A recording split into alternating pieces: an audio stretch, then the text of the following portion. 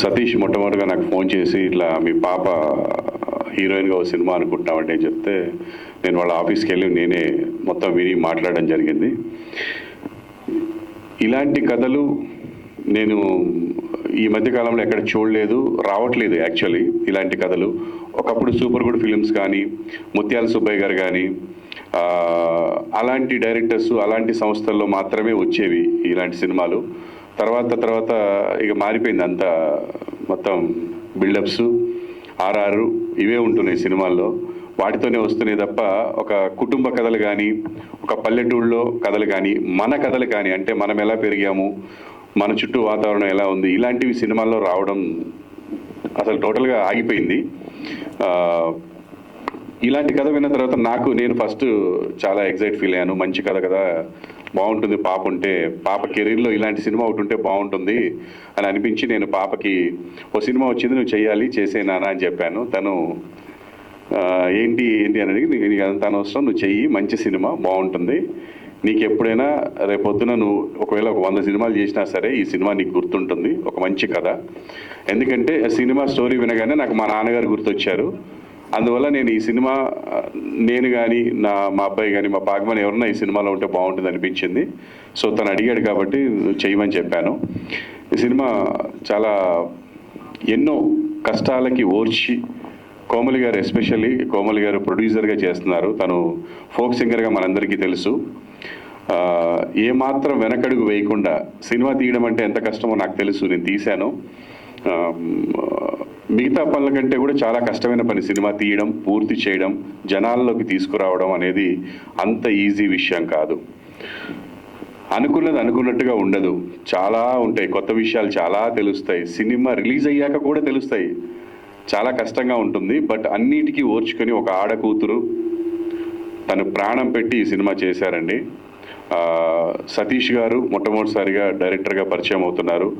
తన కళని కూడా తన భుజాల మీద వేసుకొని ఈ సినిమా ముందుకు తీసుకెళ్లారు. I wish you all the best Satish and Komali గారు ఇద్దరికి కూడా దేవుడు మంచి చేయాలని కోరుకుంటున్నానమ్మా మీకు. అండ్ అయ్యో, నాకు అనిపించింది ఒకటే, తను ప్రొడ్యూస్ చేయడానికి కారణం ఏదో డబ్బు సంపాదించాలని, నేను ప్రొడ్యూసర్ అవ్వాలని కాదు. వాళ్ళ నాన్న మీద ఉన్న ప్రేమతోనో, ఆ చుట్టూ ఊళ్ళో ఉన్న కథలు చూసో, ఇలాంటి కథ జనాల్లోకి వెళ్ళాలి, ఈ కథ తెలియాలి, జనాలకి ఇలాంటి కథలు తెలియాలి, నాన్న గొప్పతనం తెలియాలి అని ఒక ఉద్దేశంతో, ఒక మంచి ఉద్దేశంతో తను ఈ సినిమా స్టార్ట్ చేశారని నాకు అనిపించింది. నాన్న అంటే మనం ఎంతవరకు చూస్తున్నాము, ఎలా చూస్తున్నాము, ఎలా చూడాలి, నాన్న గొప్పతనం ఏంటనేది ఈ సినిమాలో తెలుస్తుందండి. డెఫినెట్గా 2000 బిఫోర్లో ఉన్న వాళ్ళందరికీ కూడా వాళ్ళ చిన్నప్పుడు పరిస్థితులు, వాళ్ళు పెరిగిన వాతావరణం అంతా ఇందులో కనిపిస్తుంది. అండ్ ఈ సినిమా చూసిన తర్వాత ప్రతి ఒక్కరికి వాళ్ళ నాన్న గుర్తొస్తాడు. నాన్నను ప్రేమించే ప్రతి ఒక్కళ్ళు, ప్రపంచంలో నాన్నను ప్రేమించే ప్రతి ఒక్కళ్ళు కూడా ఈ సినిమా చూడాలి. ఎందుకంటే మనకి తెలియదు నాన్న పోయిన తర్వాత కూడా ఆయన మనకి ఏం చెప్పాలనుకున్నాడు, ఆయన ఏ కష్టాలు పడ్డాడు అనేది ఈ సినిమా చూస్తే ఆయన మనకి ఏం చెప్పాలనుకున్నాడో సినిమా ద్వారా మనకి తెలిసిపోతుంది. మనకి రియల్ లైఫ్లో తెలియంది సినిమా ద్వారా తెలుస్తుందండి. అండ్ నాన్నగా మురళీధర్ గారు చాలా బాగా యాక్ట్ చేశారు. ఒక కోఇన్సిడెన్స్ ఏంటంటే, మా అబ్బాయి ఫస్ట్ మూవీలో కూడా ఫాదర్ మురళీధర్ గారే, మా అమ్మాయి ఫస్ట్ మూవీలో కూడా ఫాదర్ మురళీధర్ గారే. ఇది ఒక కోఇన్సిడెన్స్. సూపర్ చేశారు సార్. అండ్ ఈ సినిమాకి మొట్టమొదటి ప్లస్ చరణ్ అర్జున్ గారు. ఆయన లేకపోతే ఈ సినిమా డెఫినెట్గా అనుకున్నట్టుగా రీచ్ అవ్వదు. మీకు సినిమాలో గూస్ బంప్స్ వచ్చే మూమెంట్స్ ఉండవు. ఆయన మ్యూజిక్ ద్వారా చాలాసార్లు గూస్ బంప్స్ వస్తాయి. అసలు అలా ఇప్పుడు చూసిన పాట ఎంత బాగుందో మీరు చూశారు కదా. దీనికి 100 రెట్లు బాగుండే పాట ఒకటి ఉంది, నాకు నచ్చిన పాట, నాకు చాలా ఇష్టమైన పాట ఈ సినిమాలో. అది ఫ్యూచర్లో మీరు వింటారు, చూస్తారు. ఆ పాట లిరిక్స్ కూడా చాలా బాగున్నాయి. ఒక్కడివే నువ్వు ఒక్కడివే ఇంతమందిని ఎలా సాకావు నాన్న అని ఒక పాట ఉంటుందండి. అయ్యి బాబాయ్, గుండెలు పిండేసినట్టు ఉంటుంది ఆ సాంగ్. అంటే నిజంగా కూడా మా ఇంట్లో మేము 7గురం, నేను 5 అన్నదమ్ములు, 2 అక్క చెల్లెళ్ళు. మా నాన్న అప్పుడే గుర్తొచ్చాడు నాకు. అసలు ఆ పాట విన్నప్పుడల్లా గుర్తొస్తాడు, కళ్ళలో కనిపిస్తూ ఉంటాడు. మమ్మల్ని 7గురిని ఎలా సాకాడు ఆయన, ఎలా పెంచి పెద్ద చేశాడు, ఎలా ఇంత దూరం తీసుకొచ్చాడు, చదువు లేదు, సంజయ్ లేదు, ఒక చిన్న పనిని నమ్ముకొని అని చాలా ఫీల్ వర్కౌట్ అవుతుంది అది. అండ్ అలా మన తల్లిదండ్రులు గుర్తు చేసే సినిమా ఇది. సో తప్పకుండా ఈ సినిమా అందరూ చూసి ఆదరించండి.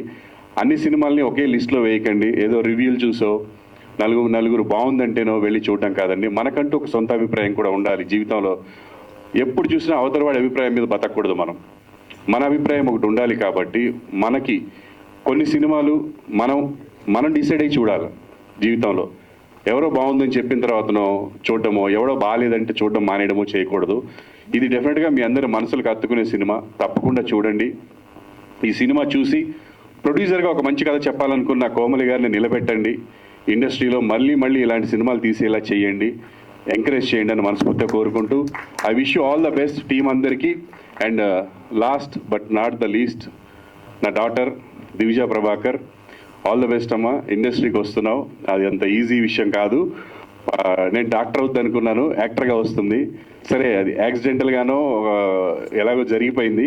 క్లాస్ ఫస్ట్ తను కాలేజీలో బాగా చదువుతుంది. అండ్ చిన్నప్పుడు యాక్టింగ్ చేసింది, నంది అవార్డు కూడా గెలిచింది. తర్వాత గ్యాప్ తీసుకుంది. ఒక ఒక బ్రహ్మానందం అనే ఒక సినిమాలో క్యారెక్టర్ చేసింది. తర్వాత హీరోయిన్గా రావాలా వద్దా అనేది ఎప్పుడు అనుకోలేదు, అసలు ఆ థాట్ కూడా లేదు. తను అడిగిన తర్వాత నేను సరే చేస్తామంటే ఫ్రీగానే ఉన్నా కదా డాడీ చేస్తా అని చేసింది. సో ఇప్పుడు తను ఆల్మోస్ట్ 3 మూవీస్ హీరోయిన్గా చేసింది తెలుగులో. తమిళ్లో కూడా ఒక సినిమా చేసింది, పెద్ద సినిమా. సో డెఫినెట్గా మీ ముందుకు రాబోతుంది. తన్ని ఆశీర్వదించండి. ఈ సినిమాలో తన క్యారెక్టర్ చాలా బాగుంటుంది, బాగా పెర్ఫామ్ చేసింది. నాకు ఒక సీన్లో తను ఏడుస్తుంటే నాకు ఏడుపు వచ్చేసింది. నేను చూశాను రీసెంట్గా 2 days బ్యాక్ ఈ సినిమాని. బాగా చేసావు నాన్న, all the best, God bless you.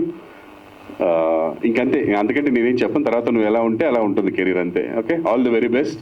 Thank you. And hero గారు మీకు కూడా ఆల్ ది బెస్ట్ అండి. Thank you. And everybody all the very best. ఎవరైనా మర్చిపోయి ఉంటే సారీ. ఈ సినిమా సూపర్ డూపర్ హిట్ అవ్వాలని మనస్ఫూర్తిగా కోరుకుంటున్నానండి. All the very best. Thank you. Thank you so much. ఫైనల్గా ఒకటి సార్ అడగండి. టైటిల్ ఏంటి సార్ మంది? వెంకటరామయ్య గారి తాలూకా.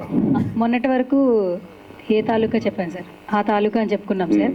ఈ సినిమా చూసిన తర్వాత ఈ తాలూకా అని కొంతమంది సినిమా ప్రేక్షకులు చెప్తారని టీం చెప్తున్నారు సార్. మీరేం చెప్తారు సార్ ఈ టైటిల్ గురించి? చెప్తారండి. ఇప్పుడు ప్రభాకర్ అంటే ఏ ప్రభాకర్ అంటే ఈటీవీ ప్రభాకర్ అంటారు కదా, దాన్ని తాలూకా అంటే అదనమాట మీనింగ్. ఇప్పుడు వాళ్ళు ఊళ్ళో వచ్చేసి వీళ్ళు కూతుళ్ళు వెళ్ళిపోయి అతయ్య నేను అంటే ఎవరే నువ్వు అంటే వెంకటరామ గారి తాలూకా అనగారు, ఓహో వెంకటరామ గారి కూతుళ్ళ మీరు రండి అంటారు కదా, ఆ సెన్స్లో పెట్టిన టైటిల్ అనమాట ఇది. ఊళ్ళో అంటే పల్లెటూళ్ళలో పెరిగే వాళ్ళకి ఇది బాగా తెలుస్తుంది, జెన్జీస్కి తెలియదు. ఒక సినిమా నాకు గుర్తొచ్చింది, పాత సినిమా. ఎన్టీ రామారావు గారు, అంజలిదేవి గారు నటించినటువంటి బడి పంతులు సినిమా గుర్తొచ్చింది. నేను ఆ సినిమా చూసిన రోజుల్లో 72-73 ప్రాంతంలో విడుదలైన ఆ సినిమా చూసిన రోజుల్లో నాకు ఒక గట్టి నమ్మకం ఉండేది. నేను ఎప్పటికైనా ఒక సినిమా నటుని అవుతాను, ప్రముఖ నటుని అవుతాను, అప్పుడు ఇటువంటి పాత్ర పోషించాలి అని. ఇది నా మనసులో మాట, ఎవరికి ఇంతవరకు చెప్పని మాట. ఈ కథ విన్న వెంటనే నేను తప్పకుండా ఈ సినిమా చేయాలనేటువంటి కోరిక నాకు బలంగా కలిగింది. అది నిజరూపం దాల్చింది కూడా. ఉమ్మడి కుటుంబాలు కరువు అవుతున్న ఈ రోజుల్లో మన ఆచారాలు, సంప్రదాయాలు, పద్ధతులు అన్నీ మర్చిపోతున్న ఈ రోజుల్లో